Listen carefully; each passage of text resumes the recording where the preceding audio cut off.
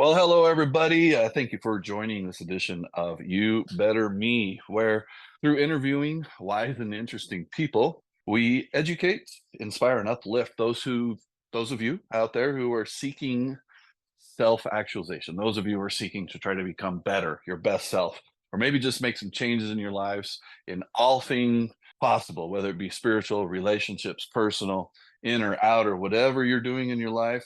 Maybe there's just a little bit of gold nuggets here to be shared today. Today, I've got a guest here, a friend of 5 years. His name is Adam Loveridge. And Adam, in my own mind, is a very successful person. I've known him for 5 years and I've seen him grow in many ways. He's been a leader for me in many aspects, whether it be watching him and talking to him on very deep levels about relationships, business, learning how to do SEO stuff. Speaking of which, he is a CEO and owner of a company called Job Calls, which is pretty impressive, and maybe we'll get into that. He's a DJ. I've been able to witness him spin, and I don't know if he does any scratching. I don't know if I saw any of that. Maybe we'll be able to talk to him about that. But and he may deflect this statement a little bit, but I believe he is a Google SEO wizard. He has taught me a lot, which helped me become successful in a couple businesses that I was running. And maybe we'll get into that as well. He's a father of two, and again, most importantly, friend of 5 years. Adam, thanks for joining. How you doing, man? I'm doing really well. Thanks for having me on, Matt. Yeah, absolutely. I've been looking forward to this for a while. I think honestly, it's been probably about 3 or 4 years since we talked about doing this, and this is the first time we've actually set time aside. Even though whenever we talk, it might be months in between, but whenever we talk, we seem to go deep within the ether and beyond many layers of reality and discover mysteries of the universe and solve every problem, and yet do nothing at the same time, it seems like. So I'm glad we're making this happen. I think that's kind of like the nature of the universe anyway, right? It's like everything and nothing all at the same time. And I've always absolutely enjoyed our conversations, and we do tend to go all over the place. And it's really exciting for me to see you start to actualize, this dream that you've had for 3 4 years now, and where you kind of see yourself serving the world. And I'm happy to be here and witnessing that in real time, and witness you actualizing that. So my hat is off to you, and I'm happy to come and share. Mm, awesome. Thank you. And if for those of you who are out there listening, it's not just his deep resonating voice, but if you hear the humility and the love and the encouragement that this guy has, I'll tell you what, we joke about it, but Adam is the man. So honestly, this is going to be a great, I think, recording. We talked a little bit before we started and hit the record button, talking about talking about subjects. And there's been things on my mind which I think will probably reach relationships, mainly relationships with myself, learning how to go inward, because I've spent most of my life looking for all these quick fixes outward, externally, and all that. But as we were talking about this, the subject of spirituality came up, and Adam, um, as maybe whether synchronicities have been showing you or the universe has been bringing you things to learn, what do you how do you describe spirituality? Oh, that's a big question. It's interesting, man, because as I look back over my you know history on this planet, right? I was born into a religion, excuse me, and it never really quite resonated with me. And I think that I've kind of gone from there to being agnostic for quite some time, and really just lived a life really ran on self-will, and I think kind of being my own little god, as it were. And Hmm. so, fortunately, the way the universe works is that when you try to run it through through your own ego, it will eventually self-correct, and that comes in the form of, a lot of unmanageability, and for me, what became a break, really, an ultimate unwinding of everything that I thought that I knew in a very the nature of those, I think, spiritual awakenings is that they happen after a bottoming out. And I bottomed out back in 2016, when my marriage of 15, 16 years was falling apart, and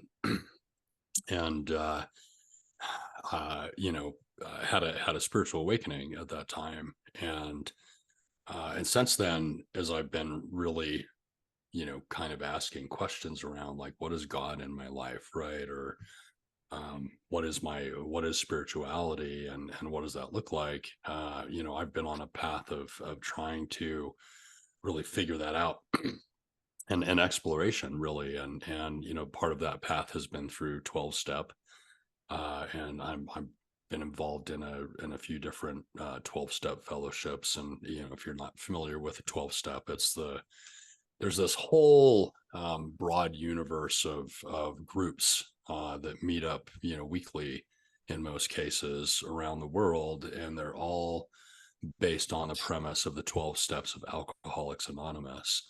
And really, what I would define those 12 steps as being is just uh, a way for people to develop spirituality, to find something bigger than themselves. And when you look at the impact that Alcoholics Anonymous and all of the different fellowships based on the 12 steps of Alcoholics Anonymous has had on the world, I mean, we're talking about hundreds of millions of addicts and people who have been able to get sober and get clean, and to, let the God of their understanding start to work in their lives. And there's no doubt that this thing that was created by a couple alcoholics back in the 1930s has had a profound impact on spirituality as a whole. And then for me, in my own journey, I've done a lot of other I guess practices, if you will, and explored a lot of other practices that have gotten me more in touch with what my spirituality looks like. And one thing in particular has been yoga. I'm also, yes, I'm a DJ and a business owner, and I'm also a yogi. And I teach yoga once a week on Saturday mornings, a little studio down the street here from my house. But in yoga teacher training, I started really learning about these spiritual principles called the yamas and niyamas, and they're 10 different ideas, if you will, or practices, some physical, some mental, emotional. And the first of the yamas is nonviolence, or ahimsa is the Sanskrit name for that particular spiritual principle. And for me, so much what that means is the idea that, first and foremost, do no violence to me, right? And I do this all the time in the form of thought violence, right? And how much I'm critical of myself, and then that turns out into criticism of other people. And so what I love about yoga, and it's kind of loosely centered around Hinduism and other things along those lines, is that there's no commandments. And that's also what I really love about 12 step, is there are no musts in these programs, right? It's just they're guides, they're principles that are universal, spiritual principles that are universal, that when practiced, it helps me to draw closer to myself, right? My own internal um higher power, if you will. Inner child is another word that I've heard in most recently in a 12 step program that I'm involved in, that talks about, that part of us that is eternal, that's connected to all things. that's connected to, source or God, or however you want to look at that. And just, just so you know, I tend to think of God as like a 3-letter acronym: good, orderly, direction. Because I've spent a lot of time unlearning what religion taught me about this idea of a punitive God that sits up in the clouds and is almost like a mean ass Santa Claus that's keeping his naughty and nice list. And I get you, God, right? That God is like, you do something wrong, and he's going to get you. You're going to get thumped on, and it's so much fear based control. And so I'm not a huge religious person. I'm not a religious person at all. And when I used to be on dating apps, right, I would define myself as spiritual, not religious. And when that question would come up in the check boxes. But I don't have a get your God anymore. And the God of my understanding, at least, and this has been sort of the progression of it for me since late 2016, is a loving, caring, supportive, higher power, that I very much have a personal and deep relationship with, and focus on expanding that relationship every single day, and really leaning into that relationship. And so much of my life has been ego driven, and I'm very independent and self-reliant, and those things serve me very, very well as an entrepreneur, and they also cripple me and hobble me when it comes to life and relationships, because I think that I have the subscription or the prescription for everything, or that if you'll just subscribe to my way of doing things, then everything will be perfect and your life will be, largely unmanageable too, is the reality of it. But I'm learning that, a life driven by self-will is not a spiritual life. And it does severely impact my relationships, and not for the better. And so I think so much of spirituality is also finding balance between, these character um, tendencies, if you will, that can, on one extreme be very negative and unhealthy for me, and on the other, um, or tends to come out in a lot of rigidity. And so it's really about finding balance then in those things. And I think that's what I really most love about the yogis' idea of spirituality, is that it isn't about trying to find perfection, because that's not obviously a thing. And it's about finding balance, and it's about living in the gray areas, if you will, or living in this, this state of recognition that we're still human beings and have these mortal bodies and minds that want to run all over the place, but we can find, peace, and that we can keep coming back to our own center, and that part of us again that is connected to all things. And for me, that's really what God is to me, right? That good, orderly direction of you know having a power greater than myself. Ah, That was a really long answer. but damn, dude, I'll tell you what, you hit a lot of buttons. In fact, one of my questions for you, because I love playing the definition game, and you do a great job explaining things. I was going to ask you, who is God to you? We've talked about this a little bit. We haven't gotten into too much depth before, but and what's your definition? You were able to provide that. Um, and dude, you hit on something of trying to find the balance of life, and I heard three things in there that of course, I'm learning more about myself through other people and about life, and as reflections and mirrors, or I am you, you are me type of concept, and all of that. And when I hear you talk, I'm thinking balance between these three things we were just talking about: God, ego, and the last one, some form of AA. And I don't know if you and I have ever really talked about, even though AA, because it's such a prevalent part of your life, some type of, there'd be Al-Anon, or um, what is it, adult children. I can't remember all Yeah, the yeah. things The that you. the one I've been doing for the last year is called ACA. It's adult children of alcoholics and dysfunctional families. And You know, I love that they actually throw in the dysfunctional part, because I think it opens the door to so many other people who were like, well, I didn't grow up in an alcoholic home. I've never had alcoholism in my life. And, you know, I might be codependent as hell, but but I can't get behind this idea that, you know, that I have you know, problems around alcoholism, right? Or that I've been affected by alcoholism. But you know, I think so many of us, you know, worldwide, or at least, you know, and I can only speak for what I know around, you know, where I grew up and whatever else. But you know, I think anytime you have religion as an example that uses shame and shaming and guilt and different things to control people's behavior so that they'll live quote unquote right, and without sin, man, you just, you know, anytime you try to control another human being, um you're wrong.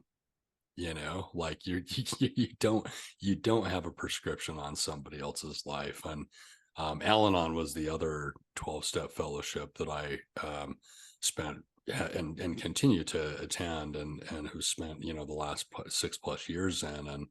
And that one is because, you know, I mean, I grew up with an addict and alcoholic in the home, and married a couple alcoholics, and you know, one way or another, if you're in that family system, you know, it's a disease that infects you as a child and continues to affect you as an adult. And so those have been really wonderful programs for me in terms of understanding the ramifications of growing up in you know, addiction and dysfunction. um, and and then, you know, again, yoga is this more kind of ethereal, um, life principles thing, and you know, whatever else. So yeah, so those are the two big ones for me, is you know, Al-Anon, and then most recently ACA. Yeah, damn, dude. So you just started talking to me, I think, well, it was within this last year about this ACA, and a lot of it has to do with, you know, the adult child.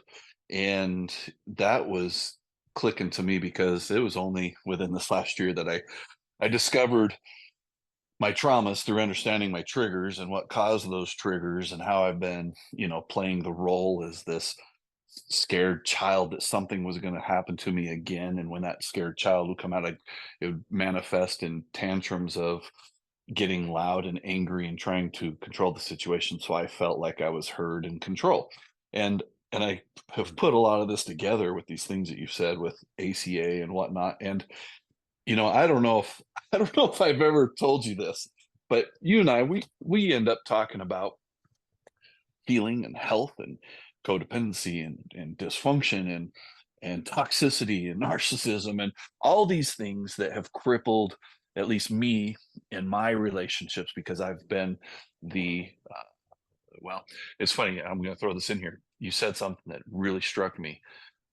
Growing up in an alcoholism home, which I did, infects you as a child and it continues to affect you as an adult. And dude, that hit me hard because it's only been in the last, I don't know, well, 2, 4, 5, 6 years that I have had, you know, a relationship that helped expose my unhealthy behaviors, my tendencies, my inner child, and help me to finally address that. But even as good as that is, because I wanted to preface what I'm about to say, because maybe I've never really told you, but I love the direction and all that that goes with when you and I talk about these real life stuff. But dude, have I ever told you what resistance I have to just the words AA or anything that goes on with that? Have I ever told you that? No, no, but dude, you know, it doesn't surprise me. And frankly, I've spent some time in AA and a few other, you know, fellowships for various addictions, and challenges that I have. And you know, admitting that one is an alcoholic or has addictive problems or might be an addict is, really, really freaking challenging, because we have these denial systems that we build. very much there to keep us in the dark about what's really running our lives. So, I get it and I resonate very, very deeply. And by the way, the line of this is a disease that infected us as a child and continues to affect us as adults, comes right out of the problem of the big red book of adult children of alcoholics. And so I didn't make this one up. I'm parroting things back is the short of it. So I won't take credit for that, but that is actually one thing that I have really loved about this particular program for me, is that um, it's a really, really gentle approach to recognizing all of the different ways that I act out in various addictions to avoid the real stuff that's going on. um you said trauma, right? And it's like, oh yeah, I'm trauma triggered by all sorts of things. I have this huge fear of authority figures and tend to be very rebellious and standoffish when anybody tries to, position themselves as an authority figure over me, which is also, by the way, why I'm an entrepreneur and haven't had a job since like 2006. Because I am totally unemployable, man. I can't, there's no way that I'm going to be controlled by somebody, right? And that's a childish reaction to to authority. So it's I get it is my point. And what I have really appreciated, like a perfect example, right? Like I never realized how much I have an addiction to fear that shows up as excitement. And this is something else that I've really realized in ACA as I've started to kind of understand my emotions a little bit better. Because I've also come to learn that, when it comes to my feelings, I have a hard time recognizing them, but anger is one that is unmistakable for me and something that frankly comes up a lot. And what I've never understood until recently is that more often than not, my anger is a mask or a secondary emotion for fear. And Mm. I've always thought that I'm not afraid of anything, but the reality is, man, is like I'm afraid of everything, dude. Fear of success, fear of failure, fear of relationships, fear of being enmeshed, fear, over my children and their lives, and fear, it's never ending. And so, that is something that I have recognized is an addiction, right? It's an addiction to excitement and all of that internal drugstore chemicals that come up when I'm feeling anxious or stressed or whatever. I used to be, I'm the only guy I know who will miss plane flights, right? Because I procrastinate to the last second so that when I get in my car and drive, I can be stressed and pissed and angry, and it's everybody else's problem on the road. I know you were talking about this the other day with me, and so it's I continue to tap into those feelings, and all of the chemical stuff that happens in my body, because that's what I grew up with and that's what feels familiar with me. And then it's a recreation of that trauma over and over and over again. And learning how to break that cycle is really, really challenging. And drugs and alcohol are a really great way to not have to feel all of those feelings and stay present with them. And I've used those for years too. Um,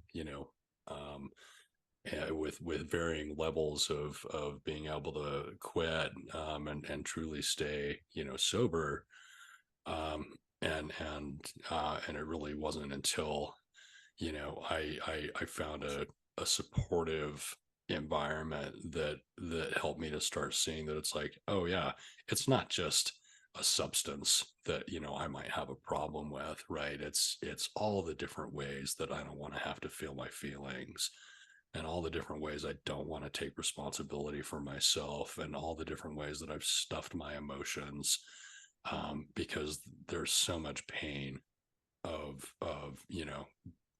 just growing up. And I think that's probably true for everybody, but certainly growing up in you know, in a home where there was addiction and there was alcoholism and there was dysfunction. Hmm. Dude, I don't want to grow up. I mean, even saying that, I think of the Toys R Us kid song. I don't want to grow Peter up. Pan, I'm a right? Yep. Toys R Us kid. Right.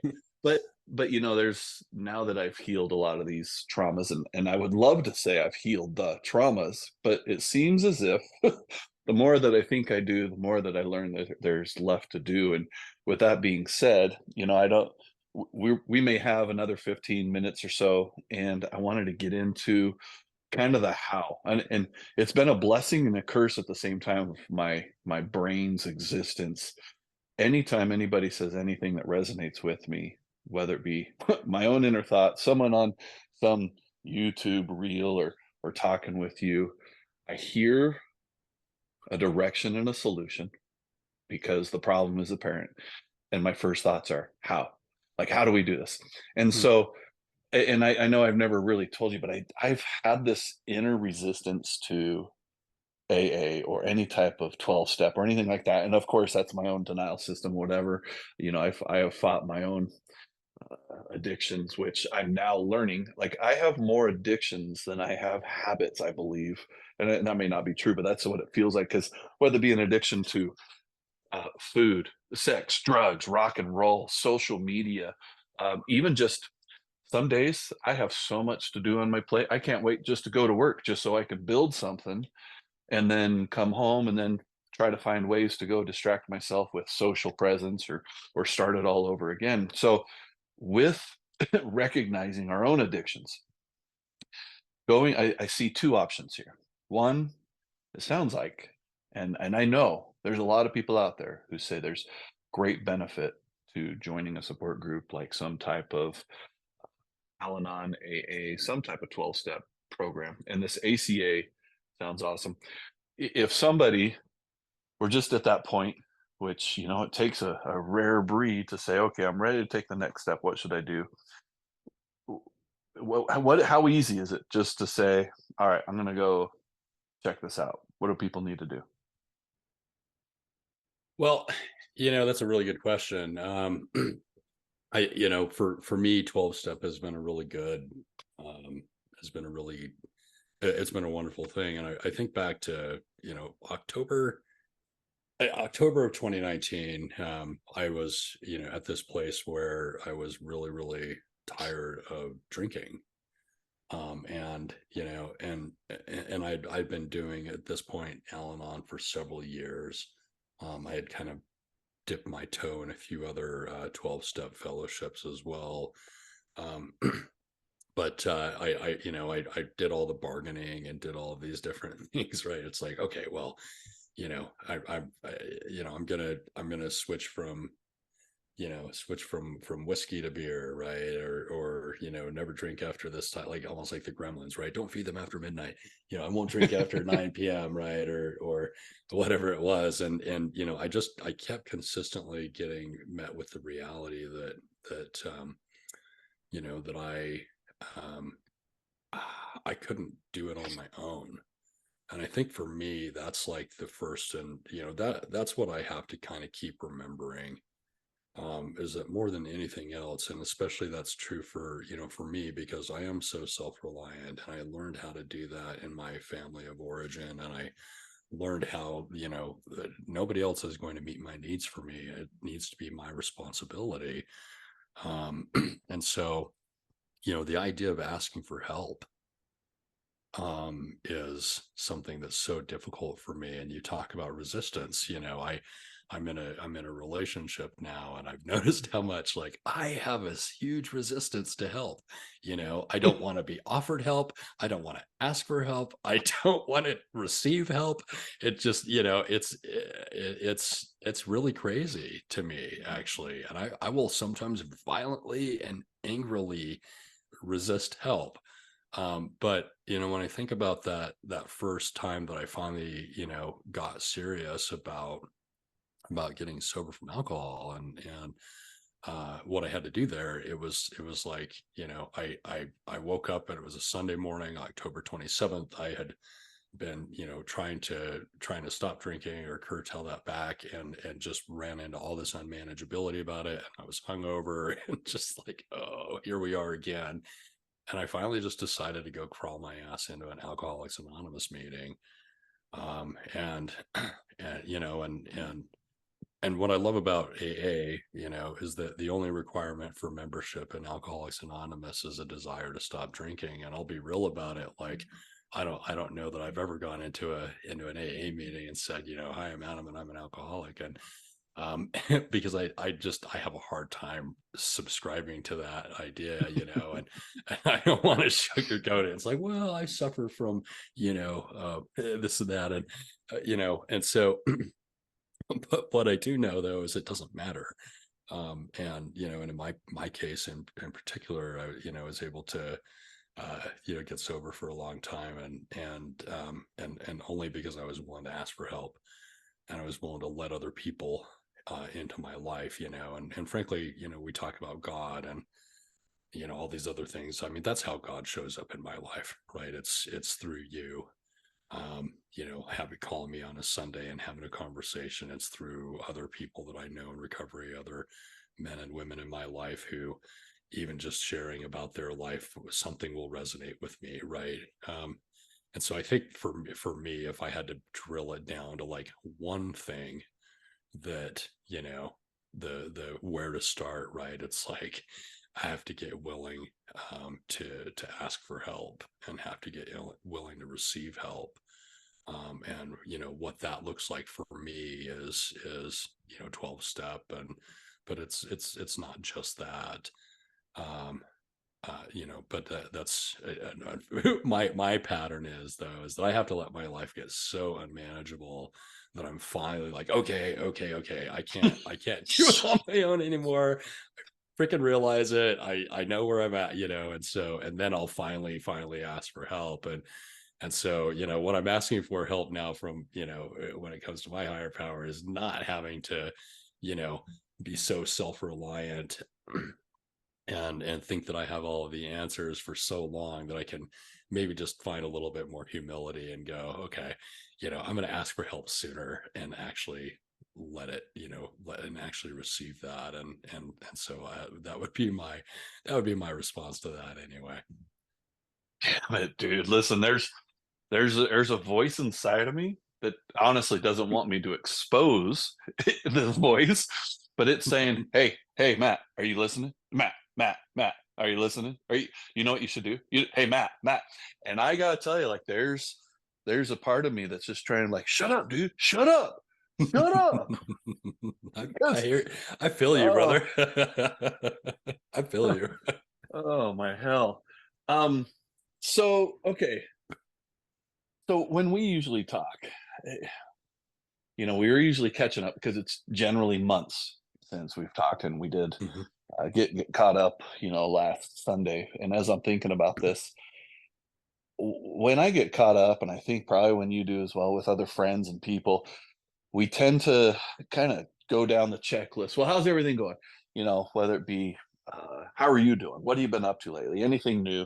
And we talk business, relationships, um, and and the truth is, none of us escape. And this is something beautiful. I think I want to share. The last time we talked, just earlier this week, you expressed to me some shit going on in your life that we don't really have to get into, but knowing that is is what a competent person I view you as, knowing that you're still human and we're all fallible, and you're dealing with all shit, like, you've got some stuff going on with family and whatnot. And I'm glad you were, whether it be vulnerable, honest, whatever you want to call it, enough that I've thought about it over the last few days, because even on a emotional level, thinking about it, I feel the emotions climb when I realize that, what, there's shit that's always going on, whether it be family or kids or work or whatever. And we've talked about balance a couple times, and this is where I'm leaning to. With being a yoga instructor, a dude that rides a Harley. Let's throw this into, if you're trying to imagine Adam Loveridge here, we have a friend named Trevor who's a pretty self-proclaimed gritty guy, and And I remember one day we're all getting ready to go for a ride on our bikes, and he says, I just love you guys because Matt, you're just like just kind of this just happy-go-lucky Harley rider. You love everybody. And Adam, you're this like Zen yoga teacher, Harley rider, and you're my fucking brothers. The Greedy You Boys did get his me. voice really well too, by the way. That is definitely the Trevor voice. and and so like just knowing you as a father of two, dealing with an ex-wife, dealing with some family issues that are either revolving around this continuous addiction type of behavior and whatnot. uh Dude, how do you find balance for it all? You do a whole lot, you've got a lot on your plate, you're balancing a relationship, your relationship's going in the right direction, sounds like your relationship with yourself. How are you doing it all, dude? Huh. Gosh, man, that's a loaded question for sure. Sometimes I feel like I'm doing it pretty well, and oftentimes I'm doing it poorly. So there's the how of it. Oh um, yeah. but you know, I do keep coming back. The thing that I guess I've realized is that I'm never going to be the calm in the center of the storm, right? I mean, I'd like to think that I can find my zen, no matter what circumstances are, but the truth of the matter is that my mind likes to grasp for problems, and try to solve them, and especially, that's true if there are other people's problems that I can solve, so that I don't have to really look at my own. um Hmm. uh, but I think when it comes to balance and all of that, it's just first recognizing like balance is really just this like mythical, it's like a unicorn, right? It like doesn't actually exist, but it is about for me in so many ways now, just being able to really tap into my feelings, and listen internally to what's actually going on there, and to recognize that I don't have all of the answers. And so, lately, as I've been dealing with, some challenges with with both of my daughters, and um, over the holidays with my mom, and some different things along these lines, it's just been. First of all, it's been recognizing that it's okay that I have feelings about it.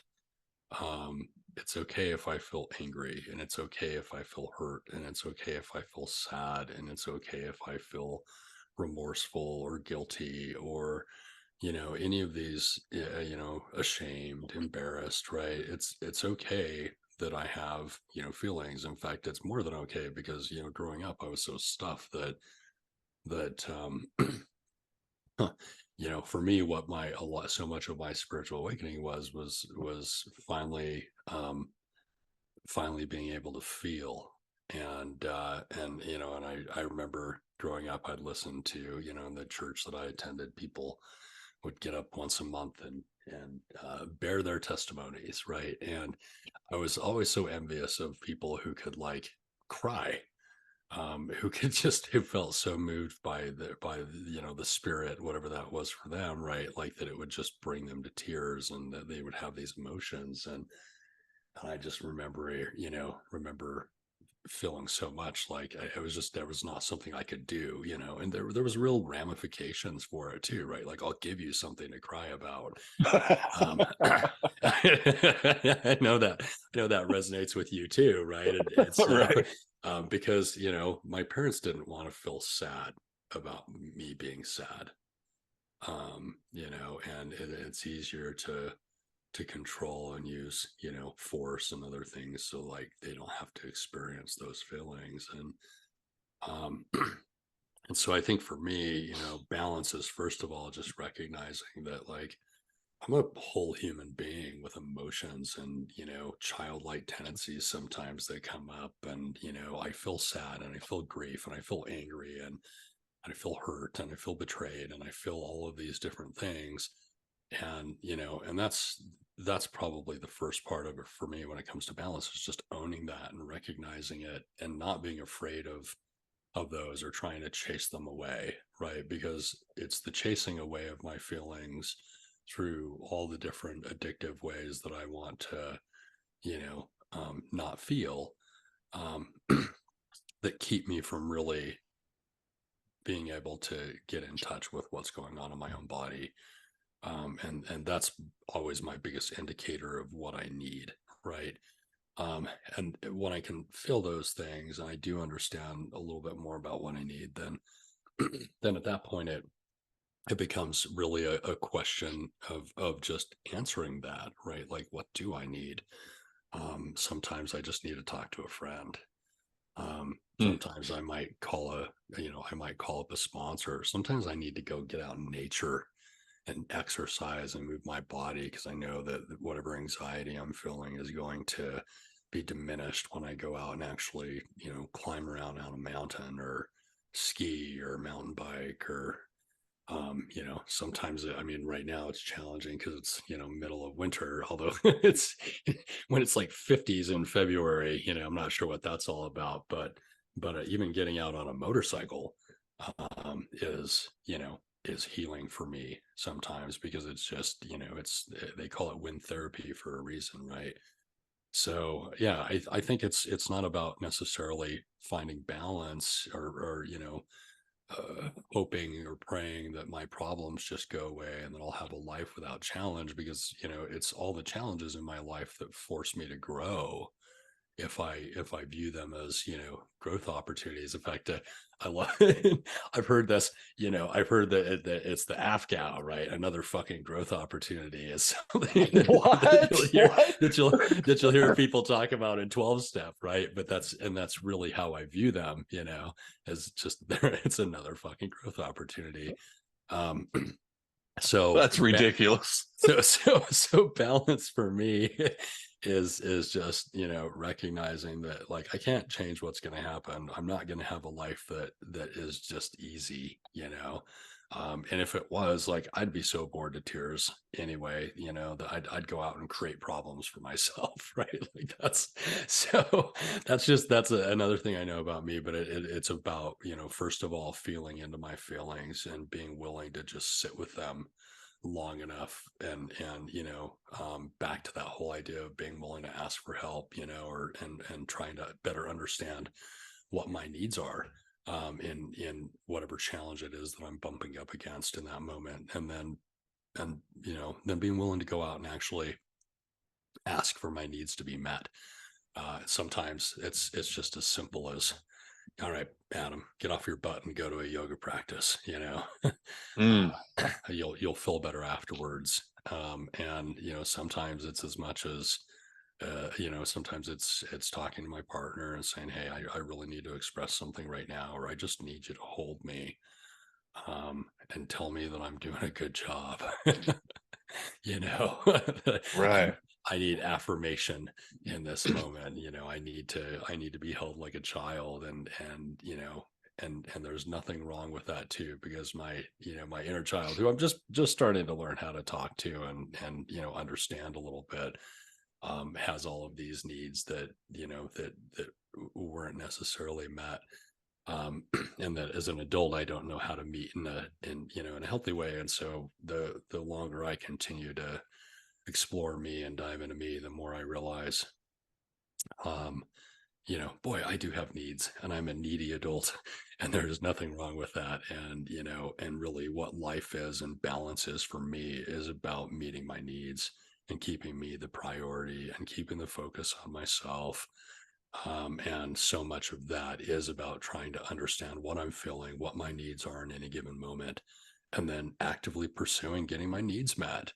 And then recognizing, most importantly, that I can request for somebody else to meet my needs, but they can also tell me no. And I don't get to try to control or manipulate other people to meet my needs, because, I've certainly tried throughout my lifetime, and it's never met. Well, it's met with the same resistance that I have to authority figures and control, right? It's like, I'm going to do the opposite, or I'm going to do what you say, but I'm going to resent the hell out of you for it. So, recognizing that that even though I do have needs and I do need to meet those needs, it's not anybody else's responsibility to do that, but I can still ask for them too. And I can accept that it's not a rejection of me if they say no. It's just maybe not something that they have the capacity for in that moment. Mm. Damn, dude. Um, I know you've got an appointment coming up, and I'm grateful that you've shared this time. I wanna wrap up a little by just covering a few things you said, because I think some pure gold was shared, dude. In the question of, what is balance, which I'm now realizing you're right. There really isn't a thing of balance, because it's always fluid, it's always moving. Even the motion of the yin yang is a movement, a balance between things, I guess. But tapping into your feelings, which I understand, because I'm learning that the more I manage my feelings without letting them manage me, the more control I have over my life, the more control I have over my decisions, my addictions, my habits, my relationships, all of that. When I finally learned that the inner man of me can manage my feelings instead of the child reacting to it. My man is driving the car now, and the child's in the back, and it's like, "Yo, dude, hey, you just put your seatbelt on. I got this." And my child is learning some trust for me. My man is being able to sometimes, in the face of opposition, or even fear, my man can look back at this child and still smile, like, "Hey, I know it looks a little scary right now, but I got this, dude." And another thing you said was, it's okay. It's okay if I don't understand it all. It's okay if I have feeling. I'm a whole human being with feelings and childlike tendencies. I'm going to be thinking about that probably all day, and like, oh, how does that play into this? Because when you spoke, which I think is beautiful, when we talk, the word balance, for my own new definition, as it's always evolving, is doing what is healthy for me, so I can get my needs met by me first. Because, like you said, people Mm. like you and we've used programmed abilities, and even talent and skill of the art of manipulation to infringe upon the rights of other people to get our needs met. And you said something about you'll never be the calm in the storm. And this is something else I'm going to think about today: is there's always a storm somewhere. Where am I? And it's funny, when you said that, I thought, dude, sometimes I think I like creating the storm. Like, I'm standing there with my arms open saying, "Let there be a storm here," because I've spent a lot of my life being a Captain Save-A-Ho. And it's ruined my relationships. It's ruined a lot of things in my life. But dude, for a lot of these things, I'm going to be thinking about, which I always do whenever we talk. Super grateful for your time, man. Absolutely.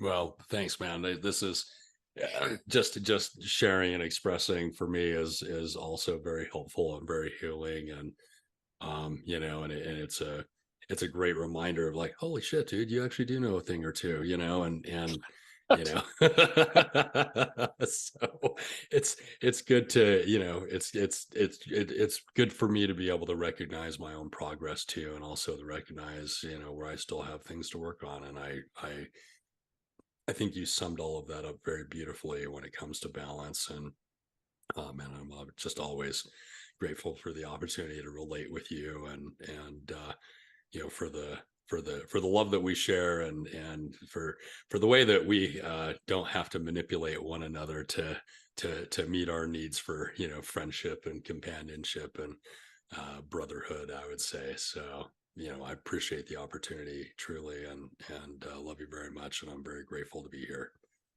Ah, yes, brother, indeed. And I love you too, man. So I appreciate it. I'll let you go, and let's do this. Let's do this again. What do you think about maybe next week, I would love to. bro? Okay.